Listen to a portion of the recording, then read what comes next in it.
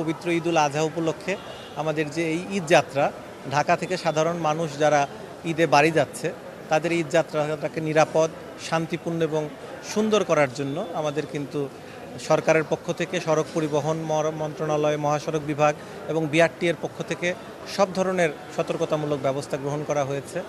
আপনারা জানেন যে ইতিমধ্যেই প্রায় ৬০ জন অতিরিক্ত এক্সিকিউটিভ ম্যাজিস্ট্রেটকে বিআরটিএতে সংযুক্ত করা হয়েছে এবং তারা বিভিন্ন টার্মিনালে এবং বিভিন্ন রাস্তার গুরুত্বপূর্ণ জায়গাগুলোতে, গুরুত্বপূর্ণ পয়েন্টগুলোতে দায়িত্ব পালন করছে, যাতে কোনো যাত্রীকে কোনোভাবেই কোনো পরিবহনের পক্ষ থেকে হয়রানির শিকার হতে না হয়, কোথাও যাতে কাউকে অতিরিক্ত ভাড়া আদায় করা না হয়, কোথাও যেন কোনো রকমের কোনো বিশৃঙ্খলা বা কোথাও অনাকাঙ্ক্ষিত কোনো অতিরিক্ত গতিতে গাড়ি চালানো বা এই জাতীয় কোনো ধরনের কোনো ঘটনা না ঘটে। সড়ক দুর্ঘটনাটাকে যাতে একেবারে শূন্যের কোটায় নিয়ে আসা যায়, তার জন্য কিন্তু সরকার সর্বোচ্চ চেষ্টা করে যাচ্ছে।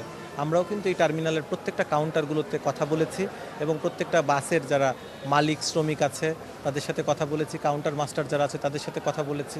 বিআরটি এর যে সরকার নির্ধারিত ভাড়া প্রত্যেকটা কাউন্টারে চার্ট আকারে টানানো আছে, তার পাশাপাশি আমরা স্টিকার আকারেও প্রত্যেকটা কাউন্টারেও এগুলো লাগিয়ে দিয়েছি এবং প্রত্যেকটা রুটের যাত্রীর বাস, যে যাত্রীবাহী যে বাসগুলো, সেই বাসেও কিন্তু স্টিকারে সর্বোচ্চ ভাড়া কত নিতে পারবে সেটি লেখা আছে।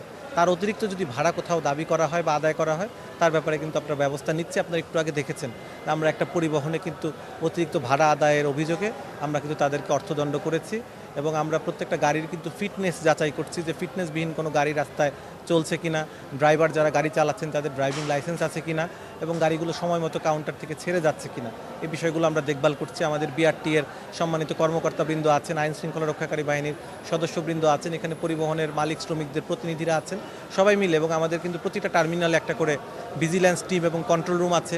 বিআরটি এর একটা কেন্দ্রীয় মনিটরিং রুম এবং কন্ট্রোল রুম আছে, সেখান থেকে সারা বাংলাদেশের বিভিন্ন গুরুত্বপূর্ণ পয়েন্টে কিন্তু সিসিটিভি ক্যামেরা সেট করা আছে। প্রত্যেকটা পয়েন্টগুলো ঢাকা থেকে কেন্দ্রীয়ভাবে মনিটর করা হচ্ছে এবং কোথাও কোনো ধরনের কোনো ত্রুটি বিচ্যুতি বা কোনো অভিযোগ পাওয়া গেলে তাৎক্ষণিকভাবে সেটার ব্যাপারে ব্যবস্থা নেওয়া হচ্ছে। প্রতিটা গাড়ি কিন্তু বিআরটিএ থেকে প্রতি বছর তাদের ফিটনেস আছে কিনা এটি নবায়ন করতে হয়। ড্রাইভারদের যেমন নির্দিষ্ট সময় পর ড্রাইভিং লাইসেন্স নবায়ন করতে হয়, ঠিক তেমনি প্রতিটা গাড়িরও কিন্তু ফিটনেসগুলো প্রতি বছর একটা নির্দিষ্ট মেয়াদ থাকে, এই মেয়াদের পর কিন্তু ফিটনেসগুলো নবায়ন করতে হয়।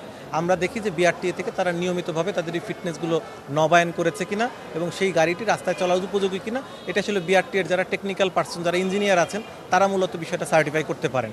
আমরা ওই ফিটনেসবিহীন কোনো গাড়ি বা যার ফিটনেস সার্টিফিকেট নাই অথবা মেয়াদ উত্তীর্ণ ফিটনেস সার্টিফিকেট এরকম কোনো গাড়ি পেলে আমরা সেগুলোর ব্যাপারে ব্যবস্থা নিব বা ডাম্পিংয়ে দিয়ে দেবো। আমাদের ফিটনেসবিহীন গাড়ি যদি কোনো মালিক, আমরা মালিক পক্ষের যারা আছেন তাদেরকে আমরা অনুরোধ করেছি যে কোনো ফিটনেসবিহীন গাড়ি যেন এই ঈদে তারা রাস্তায় না নামান।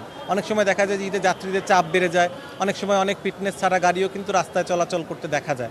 আমরা তাদেরকে অনুরোধ করেছি যে কোনো অবস্থাতেই কোনো ফিটনেসবিহীন গাড়ি রাস্তায় যেন তারা না নামান। এ ব্যাপারে আমরা না মানলে আমরা সেই গাড়ির ব্যাপারে ব্যবস্থা নিব, আমরা প্রয়োজনে সেই গাড়ি ডাম্পিংয়ে দিয়ে দিব।